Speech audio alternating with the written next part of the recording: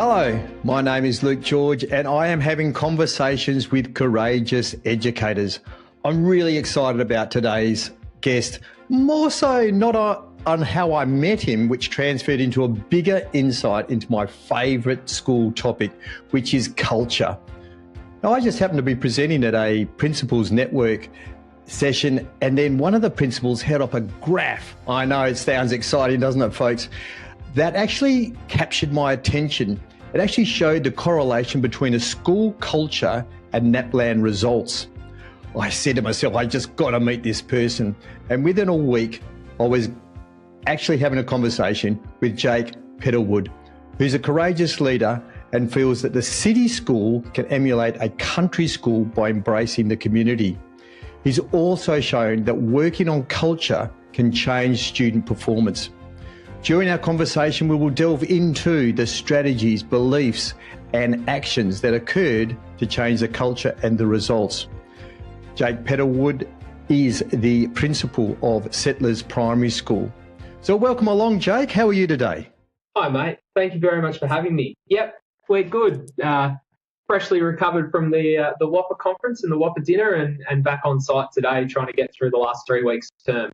Yeah, I really do appreciate your time. It's actually really interesting doing these podcasts because I think I nearly have to change the name to Conversations with Ex-Halls Creek Educators. So now, for those people that have been listening to the podcast before, Halls Creek District High School, which is in a remote part of the Kimberleys, it just seems that every time I meet someone that wants to be on the podcast, I have happened to have been there. So you've actually got a story about Halls Creek District High School as well, Jake. Just share us when you were there and what you did. Absolutely. All roads lead to Halls Creek DHS. Possibly a little bit to do with leadership churn, but also I think Halls Creek tends to bring out the best in us, and so many of the people I've worked with at Halls Creek have gone on to do really good things. It builds strong people, and it builds really creative leaders. So I was working at One Arm Point in 2015. I just recently got married, and in my vows, my wife said, "I'll follow you anywhere except for Halls Creek." 6 weeks later, I got a phone call from the acting principal at Halls Creek asking if I wanted to come up and do a month at level 4. I was in Perth at the time, and I rang my wife and said, we'd only been married for a few weeks. Hey, I'm flying home early and I'm getting in the car and driving up to Halls Creek for the month. She obviously thought I was joking. However, I was home 4 or 5 hours later, and in the troopy I went, and a month turned into 18 months, and my partner came over, and we did 18 months at Halls Creek, initially as the primary associate and then the secondary associate, and it was fantastic. We loved Halls Creek. Obviously, some of the rumours are true. It's a complex place, but it's filled with really, really interesting people, and some of the relationships we built with community members there, and some of the staff there have maintained for the last 10 years. Really fantastic place. Yeah, it's one of those places, and in my introduction, we talked about community. I remember walking down the street on a Saturday and just that beautiful, morning, Luke, hi, Mr. George, how are you? And you come in and say, oh, hi, howdy, Luke, how are you going? Oh, the kids are doing really well, and good morning, Mary. I mean, it's obviously a small place, but it's just that real feeling of community just due to its size and how the school is the centre of the actual town, literally, and everything pretty well extends from there. So it's certainly a wonderful place in the sense of an experience, and you certainly learn a lot. Now, Jake, you didn't start your world as a primary educator. You actually started your world as a high school teacher. How did you get to move from high school teaching to being a primary school principal? Yeah, my training is high school English teacher with a minor in HASS. This was in Tassie. I got a scholarship to come over during the mining boom, where basically every person in Western Australia joined the mine at once, and there wasn't any teachers left. So, bonded scholarship, and I got a letter. This is how long ago it was. I got a letter with an Excel cell that just said Jerramungup District High School. And so I hopped in the car. I'd never been to Western Australia before, and I drove from Hobart to Jerramungup. For those of you who don't know, Jerramungup's 2 hours north of Albany, about 5.5 hours from Perth. 103 kids at the school, and I arrived, and the principal, Lee Nelson, gave me my timetable, and I realised that I was teaching 85% primary school. I was teaching the high school class. There was only one of them. And so from day one, I was teaching all things high school, home ec, PE, teaching year 2, 3, 4 drama and HASS and remedial literacy. And so from the get-go, I always taught primary school and high school. I did say to him, hey, I'm a high school teacher. And he said, yeah, you'll be right. You're a teacher. You'll figure it out. So that's kind of the core of it. I worked in district high schools and remote schools until 2022. So my entire career I've been DHS or RTS.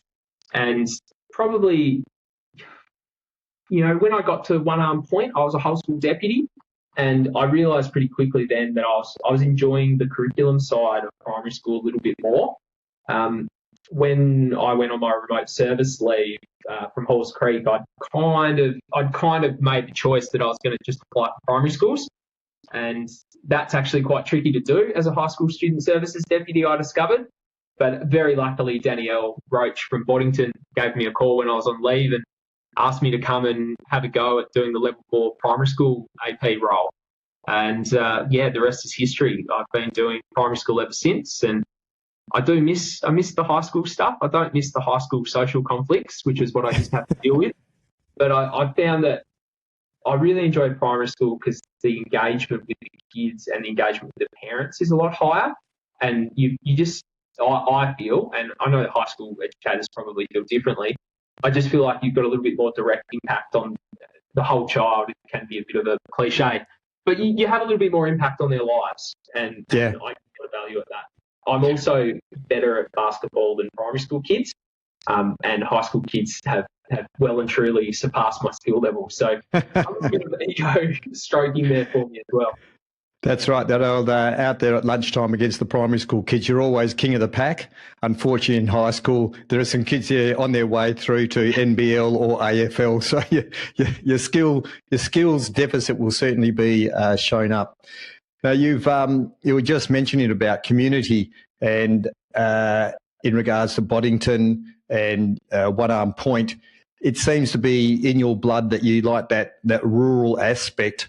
And what is it that you found in those country towns that you want to be able to bring into the city towns? What's that real feel that you feel that's happening there? Well, you said it. You already mentioned it. In country towns, and particularly if we focus on your sort of wheat belt southwest, the school is the lifeblood of communities. So if we look at these little level 3, level 4 schools, you've got communities that are a shop, a school, and that's it. A few houses and then the farms. So the school becomes this real hub of the community, and it's where people are. And because of that, you're immersed. The arrival of a new teacher, or the arrival of a new principal, it can be the biggest news in a community in a long time. And you're asked very quickly to say yes, join in. When I moved to Jerramungup, I hadn't played sport in 15 years, and then suddenly I'm playing B-grade footy and basketball and lawn bowls and golf, and you're immersed in so many things so quickly. And if you're willing to do it, if you're willing to say yes to it, the community is so welcoming and engaging. It's got its flip sides. I've had an anonymous letter at Bruce Rock questioning my character because I was in the shop in bare feet on a Saturday morning, and that was very principally apparently, buying my children some lollies before footy. But that's okay. At the same time, that's the expectation, and I think you rise to it. Certainly it challenged me very quickly as a 23-year-old from Hobart to shape up a little bit and be a role model to people and be a community member. And I think that's probably the biggest thing. It's the immersion and the welcoming nature of these people, and they just open their whole town up to you if you're willing to contribute. Yeah. Do you find that it's easier to get community engagement, like your P&C? We're doing a assembly, so everybody comes. Is it that sort of next level where I know that it's at some primary schools in the metro, it's a little bit more difficult to get people to come into the school to be part of their P&C, to be part of their board. We're at the country school, you were sort of describing a place, well, it's the centre, we're already engaged. So yeah, look, we'd love to be able to help, or not. Is that what you've sort of seen? Is there differences in that? I think yes and no, which is a funny answer. Yeah. I think the big pitch at Settlers has been, and I say it because I live 2K, 3K from the school, is, I've been saying to the community, it's easy to feel disconnected living in the city, living in these big suburbs where, we're all in these little blocks, we're all going to work, we're sending our kids to school. And one of the great opportunities we have in a big school like this is to build a hub of adults and a network of adults around the children and around this amazing big green space that we have. We've got a really beautiful school site, which helps, and a really welcoming school site. So I think the challenge is creating a school that people want to come to. And once that starts and people see value in it, people are looking for connection. People feel disconnected. Yes, they're busy. Yes, mums and dads are working full time, particularly with the financial situation at the moment.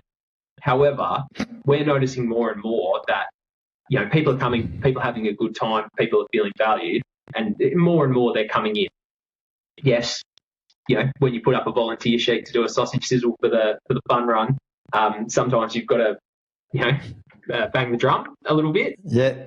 I do think people inherently want to be involved in their kids' education and want to meet people in a similar space as them. And the school can be a really good social club in that regard. So I'm just hearing there that in the country, you've got the people of the country welcome the school, and now in the city, it's actually the school trying to welcome in the community, and they're actually putting on the events and getting people to say, come in and join in and make it a bit more social. And I reckon that would be pretty difficult because people are in and out, they're busy, there's two parents working, and it's difficult to get them to be to be involved. But I'm sure there are things that you're most probably doing that actually brings that space in. Have you given us a couple of little ideas that you've got that actually helps bring people in, and you've found there's been a little bit of success? Yeah, so I think one of the big sort of mindset changes that I've encouraged at schools is, you often hear people say at a school, "Oh, we never get any dads." Now, yeah, that's true. Often you don't get dads, but the reason for that is because dad's at work, and dad can't leave work because the mortgage needs to get paid. And when you speak to fathers about their children and about their children's education, overwhelmingly they say they want to be involved. So with that in mind, it's when can we get involved? Can we have things at different times? Can we have multiple sessions? Can we have events that are out of school hours, that sort of stuff? So I think you've got to kind of understand your target market, for one, understand your audience, and then put on events that aren't just your standard, right? So, we've been trying to organise, recently, the P&C, we've been doing things like quiz nights. They've been doing a wine and paint night with the P&C, or they're just organising that. Very much a mum's heavy thing that they're all very excited with our art teacher. But just try to be creative, and again, really, really reinforcing when we do see parents on school site, for whatever reason, that value. I say at every assembly, we understand the sacrifices you make to be here. And while your kids probably won't remember this specific moment, they'll remember the fact that you work here for these things. And I think parents obsess over that. I know I obsess over that with my kids. And they're looking for that connection with the school community and opportunities for their kids to engage with their children on school site. So there's what I got from that was actually doing some social events that aren't coming to do classroom walkthroughs or at assembly, which is important, and you've acknowledged that, but just a couple little social things that are quite different at the right time frame, and it just puts it out there so it becomes So then they start connecting as a community as well. Yeah. Yeah. So we've talked about a bit of culture that you're starting to build outside your community and bringing them in. But now I'm really interested in you building your culture around within your school. And in my intro, this beautiful graph that I saw, which was something I suppose I've been looking for a while, because when we have a situation where our numeracy isn't quite going as well as we'd like, or our literacy isn't going quite as well as we'd like, I've seen schools just say, okay, we need a new program. So the numeracy program isn't working. Let's start working on the next one because it'll be better. And what I loved about what I saw in your graphs, which is backing up what I've been saying for a long time, is actually we need to start with culture and then a bit of leadership. And really then the results will take care of themselves because we've got more engaged teachers that want to be there. They feel valued, they feel accepted, they feel safe, they feel heard. Now, just for the listeners, we've got to, and it's pretty hard to do a visual, but I'll just quickly work this one through. If you could imagine a graph, two lines basically going on the upward swing, and then those same two lines falling down like the bottom of a mountain into a valley and then coming back out again. What Jake did was he actually took the NAPLAN data as one of those lines, and then he took some other cultural survey work, being it's the National Schools Opinion Survey, and actually mapped each year what the information they were getting from their staff and from their community, and could actually see as the results were going up, that's about where the survey was showing, yes, the culture is looking pretty sharp, and then as they were starting to decline. Now, these aren't massive numbers, but it was quite a nice visual.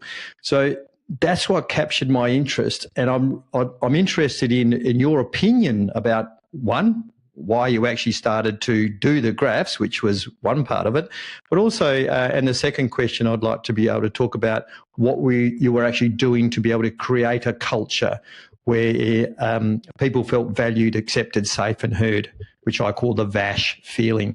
So let's start with the first question. Why did you put these graphs together, and maybe a little bit of how you actually did that? So why I put the graphs together, obviously you need to be able to measure something to be able to see whether or not you're having an impact. And I think I've always just personally been a little bit obsessive about numbers. You know, I've tracked my sleep, weight, calories for 10 years consecutively. Very boring, I know, but when it comes to school performance, one of the concerns I always had with primary schools, and one of my great frustrations, was that a lot of people would talk about how the kids are going, and then you'd say, okay, can you show me? And they wouldn't be able to show you. And that sort of criticism of the people doing that, it's just that there hasn't been an awareness of how we can use the numbers that are publicly available.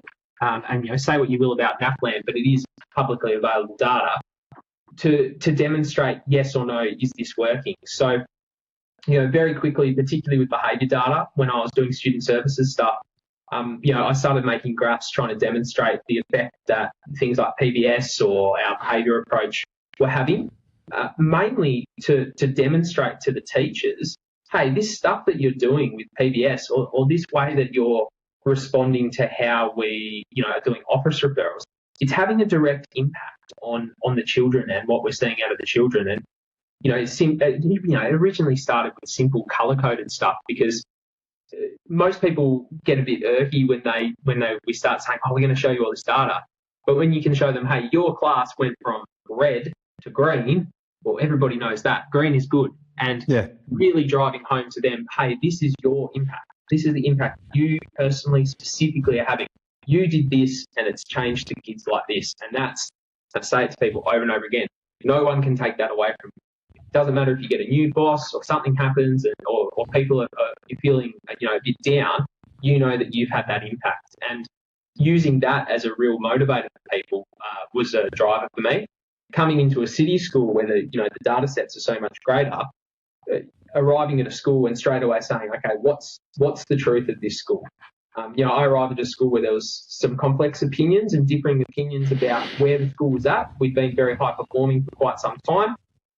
However, period of uncertainty and some very sharp drops in student performance. To use the school's online sort of metric, going from dark green standard deviations to dark red standard deviations in 2 years. So trying to get a really objective and honest thing, saying this is the truth, this is the data. Why is what we need to talk about. It's not whether it's real or not, it's why. So that's why I make the graphs. And it just gives, to be honest, it also means that I'm not just a crazy person up the front, spouting an opinion. It gives us some background. Why then I started looking at culture versus NAPLAN was because I hadn't done it anywhere else beyond Settlers. One of the things that I noticed very early on when I met all the staff at Settlers was, I had a 15-minute conversation with each of the staff members, and I noticed some really common themes about how they were feeling.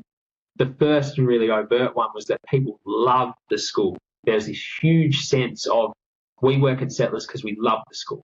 And on top of that, there was but there's some things going on that are making it difficult. And so, measuring with the NSOS, how people were feeling, I very quickly realised, looking at the years previous, the culture used to be really fantastic and people used to feel really great about school. And then suddenly they weren't. And I noticed that, when I mapped out all, NAPLAN and NSOS, the gradients of the graphs seemed the same. So around the same time that the NAPLAN scores fell really, really significantly, the culture also fell. Or the perceptions of culture fell. And so, the question was, is it chicken or egg? What drove that? Is it people are unhappy because the NAPLAN results are going down? Probably not, because teachers aren't really that invested in NAPLAN results. Or is it that people started feeling bad at work, and because of that, the performance went down? It just makes sense. When and it's just as I say, when I saw that graph at the network, at the Principals Network where I was presenting, it just made sense when I looked at it. I said, "Yep, there we go." And if you're not invested, if you're not happy, if you're not feeling good about yourself, if there's just little niggles, if there's uncertainty, is a big one. If there's uncertainty, not sure what we're going to do next, I always feel that that's like they're distractions that sit in the back of our head. So yes, I may be teaching up the front, but I've still got some distractions. Or what's going to happen at the meeting this afternoon? Why are we going to be talking about this particular issue? And if we can get rid of a lot of those things where people are very certain, they know what it is, it's very clear. If we have a problem, it goes in there's a particular process. I've been speaking about I need behaviour change. I've had a whole lot of problems, and I've given it to someone, and someone's doing something about that. It actually feels good, and then I can feel more relaxed and put more energy into teaching. So we've got this bit of information now, and then it wasn't as if you then started, because I know you've always been quite persistent with your culture, but there were some things that you actually found from those 15 minutes with each one of those teachers, and you started to create a model, really the 4 C's, I suppose, of what you then were going to do to move that graph and recalibrate that culture back to where it was. So just what were your 4 C's, and what difference does that make for you and the school, and have you seen it go up? Yeah. So as I said, I spoke to every single member of the staff for 15 minutes minimum in the first few weeks that I was at the school.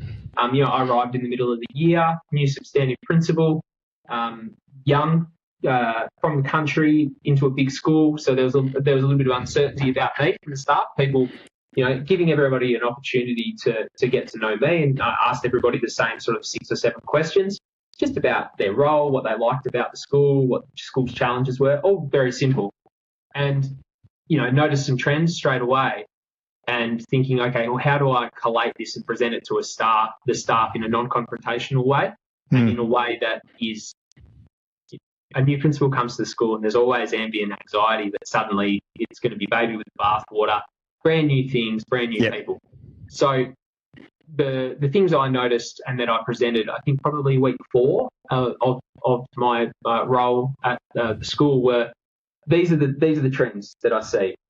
We've got concerns about the way in which we communicate with each other. So that's parent to school, school to parent, peer to peer, admin to teacher, teacher to kids. So there's some communication concerns. There's concerns about consistency, follow through.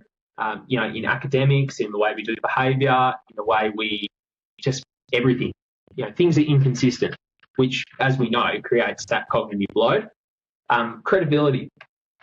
So consistently, I was hearing from the staff and from the administrators as well that there was a lack of belief in each other, and people were worried that there wasn't a huge amount of credibility coming from the admin team.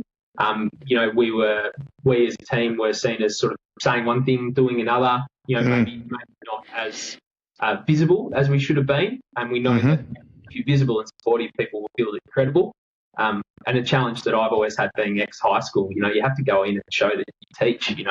People assume high school teachers aren't as skilled as primary school teachers. Yep. And then finally, credibility, consistency, communication. And so I presented those 3 things and then finally said, if we work on all of these 3 things, we'll improve the culture. At the moment, the culture's in an ebb. People love the school, but they're feeling this ambient anxiety about the future. So here are the 3 things. With regards to credibility, we're going to get out there and teach. We're going to be out there. We're going to be out there every recess and lunch, before and after school. We're going to get out and show you that we want to do it. You don't have to do anything. You're credible. You're out there teaching every day. But we're gonna build that trust from you guys. With communication, straight away, my thing was 48-hour turnaround on all communication, not including the holiday, not including the weekends, obviously. Yeah. That can't catch me on the weekend. But and the big thing here is if someone sends you an email, you've got 2 days to respond. And the line here is, if after 2 days, and I started with me, if after 2 days I haven't responded to an email, please send me a very direct email saying, hey, you haven't responded to my email. And that creates that imperative for staff to be on top of things. But then also I was saying to the staff, with parent emails, if the parent emails you, 2 days. And I said that to the community, because the community were worried about comms too. On top of that, I said we're going to get a little bit more proactive in the office about communicating with the community, because we're going to try and build that relationship up. And consistency. So, I'm new. You don't know how I'm going to act. Firstly, I'm going to try and model the best I can that I'm going to say and do similar things. I've really reiterated people need to email me when they talk to me, because cognitive load. I'll forget it if you don't email me. Yep. But consistency, we're gonna do stuff consistently. We're not going to chop and change. And particularly when it comes to behaviour management, we're going to be consistent to the point of rigid when it comes to this is how we do behaviour. Because that was a common theme in conversations. Not high level behaviour, because we're quite we're a pretty calm school, but that low level stuff that was creating some tension amongst the staff.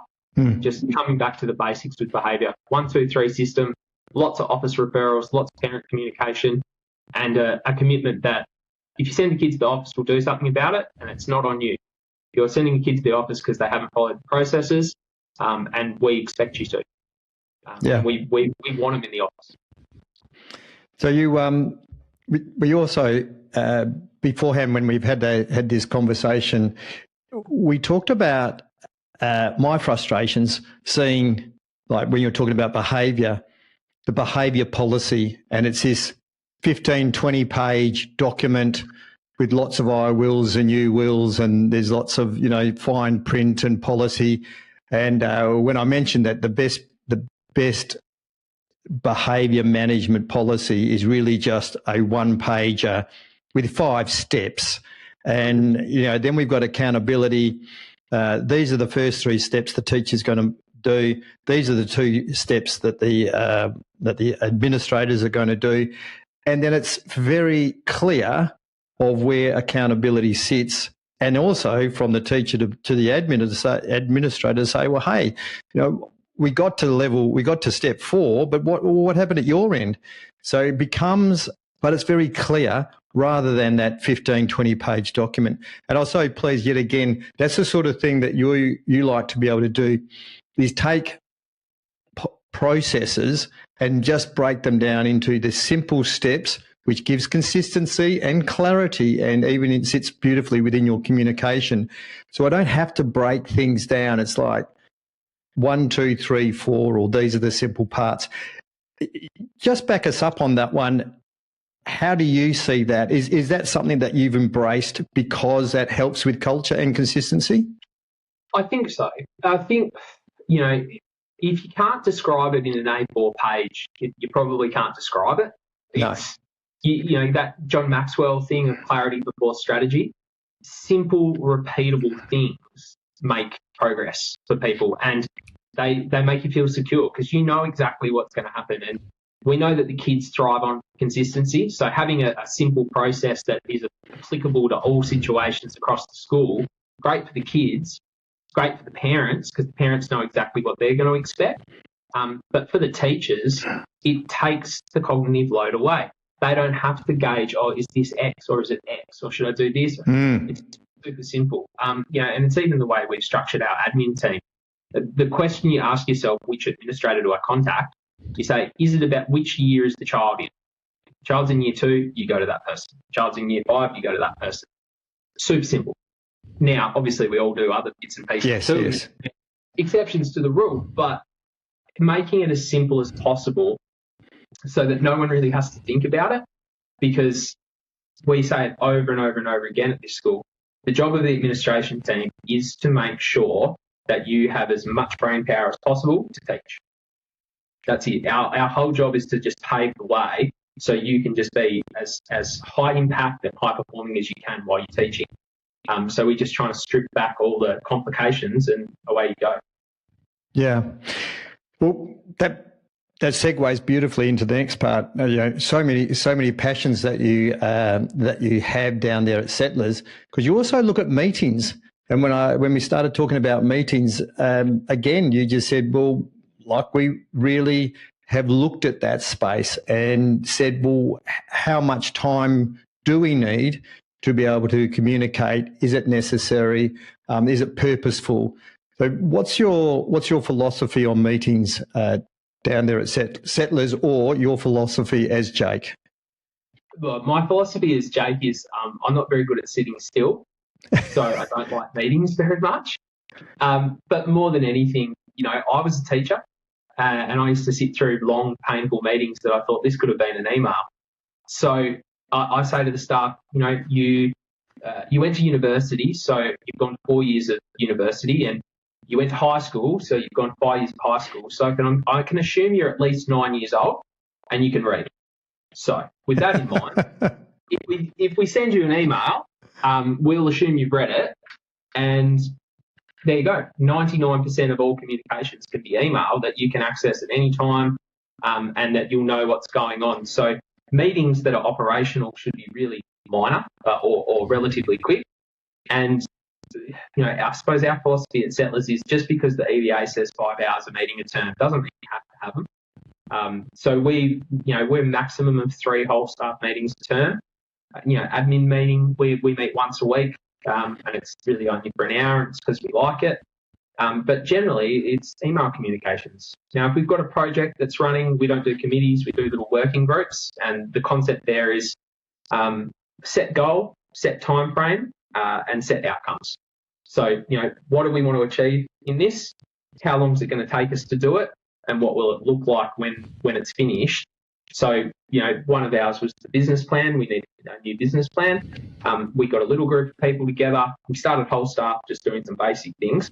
But little group of people together. This is how we're going to knock it out. This is the time frame. So rather than having a literacy committee and a behaviour committee, those sort of things, they occupy a lot of time, and they can often descend into kind of navel gazing, which I just don't think is good for anyone. Yeah, I like to call them just a task force. Just bring the task force in, get the job done, move on, wait for the next one. So minimising and actually having no committees is actually a better way to go. I think committees And just that word committees, it already frightens me that I'm going to be on a committee, because that means we're going to be doing a lot of time and things that, that again, is as uncertain, because I don't know where we're going to go, rather than that very clear, we're only going to do, this is the outcome, this is the time frame, and we're going to get it done, and we move on, and then wait until the next particular situation. And now, one of the big things that caught my attention in our conversation was that building that trust and transparency. And could you just recap the concept behind the rumour mill box and how that quelled, actually increased the culture and got people on board with where you were about to go as a new young principal at Settlers? Look, a big swing, a brave swing that could have gone really pear-shaped. I suppose one of the uncertain. So I'll preface this: gossip is part of what we do, right? Teachers love to gossip, people love to gossip, and there's good gossip and bad gossip, right? There's nothing wrong with a bit of chatter about things, as long as it's not too malicious. And I think we all get a bit of value out of it. Certainly, I do. I think when I arrived at the school, there was a huge amount of uncertainty, and justifiably. There've been acting principals, there've been staffing stuff. People were a bit nervous. So, my arrival, and there was a lot of chatter, and a lot of people were coming to me and saying, "Hey, is this happening?" Or "Is someone said this?" And they wouldn't say who. And very quickly I realised that it needed to be addressed, but it needed to be addressed in a way that was going to build people up, rather than could easily have just stood up and said, "Hey, I don't like rumours, don't gossip." Yeah, that doesn't work. So we started. People kept saying, "Oh, the rumour mill." So I got up in a staff meeting and said, "Hey, I've noticed that there's a lot of chatter and there's a lot of, hey, is this going to happen? The rumour mill's really churning at Settlers. So what I'm going to do is I'm going to make a rumour mill. I'm going to make a little box for you." I sort of tongue in cheek said, "Hey, I'll get one of the kids, or my kids maybe, to paper mache it. It looks like a mill." But the idea is, if you hear something and you want to know if it's true or not, write it down and put it in the box. And I'll read a few out every staff meeting and I'll answer them directly. Now I said I will. What's the word? I'll do a bit of quality control, because I wouldn't want anyone to be slandered publicly. However, the reason that I'm saying this to you all is I'm happy to answer absolutely anything about plans for the school. There's no, I've got a very clear vision for what I want the school to look like, and I hope you guys want to jump on board with it. However, there's no secrets here, and the pitch to them then was, if you're going to say, "Hey, I've heard this," and don't want to check if it's true, maybe you're saying to yourself, "This isn't really the truth. This is just sort of chatter," and that's okay. That's okay. Chatter's okay. But if you want to know, I'm happy to tell you, and I'm happy to tell everyone. It never got used. It never had to be used. So no one put it in the box. No one had that. No one had the question. No, and it's become sort of a running joke at Settlers now as well. Like, it's week 8, term 3. It's a hard time of year for everyone, regardless of how good the school is. People are tired, and something will happen, and people will sort of say, "Oh, rumour mill." Rumour mill. Do we need the box out? Yeah, do we need to get the box out? We just, it just pays to be really honest with people. And, that transparency. And if you're just willing to explain why you do things over and over again, people quickly realise they can just come and ask. I'm happy to tell you why we're doing stuff. That's simple. I thought that was just I thought it was at first quite brave, but also, and that's where courage comes from, is to be able to go into a place where it could be a bit unknown, and just having people given that opportunity. It's funny when you give people the opportunity to say, "Hey, let's sit down and have that conversation." "Oh, no, I'm all right now," and you're sort of doing that anonymously, just by allowing them to place that question in, and then being honest and transparent to say, I'll vet them, but I'll tell you what it's like. And that's a really interesting part, is rather than sit in my classroom, again, that cognitive load, what's going to happen next? There's like, oh, I heard about X and etc. So that just is just chilling over in the back of my brain. And you actually just stopped that and said, well, that's one thing you don't need to think about anymore. If you want to know, come up and ask me, or you can put it in anonymously.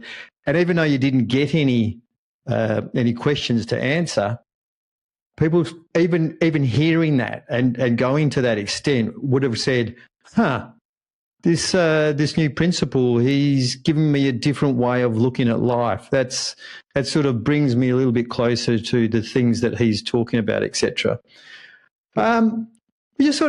Just to wrap this up, there's a few little pieces that I'm interested in. What is it that stops a school from being successful? What would be a barrier? And if you don't want to go down that sort of negative side, I suppose you could go the positive side and say, what is essential for a school to be successful? Like, what's the absolute 100% put all your energy into, and obviously do work in other areas, but what does a school need that's so necessary? Which I think I could guess the answer, but let's hear it from yourself. We're on the same track. I think at its core, for any organisation to be successful, people have to want to be there, right? So people need to feel valued. People need to want to come to work. There's a reason why Geelong keep winning finals with an older and older team. It's not because they're the best football team. It's because they love the club. Yeah. And I think more than anything, I've worked some dreadful jobs on paper, not schools. I love working in schools, but prior to working in schools, my favourite job that I ever worked was rocking up to a commercial kitchen at 5 a.m. and making 120 salad rolls and stuffing 150 chickens. The pay wasn't great and the conditions were poor, but I worked with 4 other people who were great people. We looked after each other, we cared for each other, and we had a good time.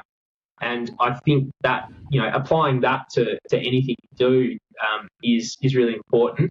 And building each other up and looking for the best in each other, I think is what really creates successful schools. It's no surprise to me that some of the highest performing schools in the state don't seem to do any of the new tricks. I've been working with some other schools in other programs that their results just year on year are exceptional. And you ask them, what do you do? And they say, oh, we just teach. Yeah. In the current climate of this program and that program, and we're a school that uses heaps of programs, what they've figured out is, creating a culture of trust and high performance really comes with, just building the people up. So yeah. I think that's your number one thing. There's lots of other things that make things great. Yeah, for sure. When you like coming to work, you'll succeed. Yeah, love it. Do you have any mantras, any quotes that keep you grounded, that you have sort of maybe plastered in front of your on top of your computer monitor, or just a thought process that every now and then, is there anything current that you've got happening in your world? I think one of the biggest, and I learned this, Danielle Roach at Boddington used to have the line for the year. That was her thing that she would preach for the year. And one of the ones that we got onto at Boddington and then Bruce Rock was decrease workload, add value. And that's that pruning principle idea is, it's just stripping it away to the basics to get more out of yourself. And that's been something that I've really, really adhered to. Probably more a personal one that I'm sure a lot of people have watched that amazing Michael Jordan documentary, Last Stand. Jordan, who, there's lots of quirks in him. I'm not sure everyone would want to be him by any means, but he talks about that you're only successful while you're succeeding, and that idea that success is a verb. It's something that you are currently doing, and that's something personally I really adhere to. That kind of resting on your laurels is not a great way to do things. So that motivator and that drive to just keep acting, keep doing, keep trying your best, rather than saying, hey, it's done now. This is it. This is the level. Yeah. We're good now. Yeah, exactly. It's been magnificent speaking with you, Jake. Is there any question that maybe I might have missed that maybe the podcast listeners might want to hear about the great Jake and what he's doing down there at Settlers? Great, mate. It's the first time that's ever been said to me, Luke. Well, there's always a first. I don't want to rest on my laurels. Look, probably not any questions. I suppose I would say this is all what's happening for us right now. We're all still learning, we're all still doing, and it's I think it's all repeatable. None of it's unique, none of this is new, and I've learned it all off people far more experienced and far better at the job than I'll ever be. So, if I could say anything to anyone listening is, look for mentorship, look to apprentice with people, and listen to the experience. It's very easy, particularly as a young leader, to think you have all the answers. It doesn't take very long when you start talking to people who've been doing this for a long time in lots of different fields. That's where the real wisdom comes from, and if you can try your best to speak to more experienced people, it's amazing the things you learn so quickly. Yeah. Look, thank you very much for your time, Jake. Really appreciate it. I love the pearls of wisdom in what we talked about in culture, in that it can really help with student results, and maybe have a look at that first before we start throwing the one program out with the next. And another big piece that you actually talked about was actually taking 15 minutes to speak to each teacher to really get a real sense, rather than maybe a survey and get a whole lot of data, actually having a conversation. And I finding that conversation is so necessary. And sometimes people say, oh, I don't have enough time. But that's really the basis of what you've been speaking about. If I'm going to pump someone up and support them, I can only really do it through a conversation. Oh, yes, chocolate in their pigeonhole's a great idea, or a little note. Yeah, absolutely love them. But there's nothing better than having someone actually say to you, wow, your classroom is looking fantastic. Loving what you're doing with the students. I heard them all laughing. Must be great in there. Those sorts of small comments make a difference, and yet it cost me a couple of seconds of breath. So I appreciate it, and I'm so glad to have heard the story about Settlers Primary School. Thank you very much, Jake. Thanks. Petterwood. It's been an absolute pleasure. No worries.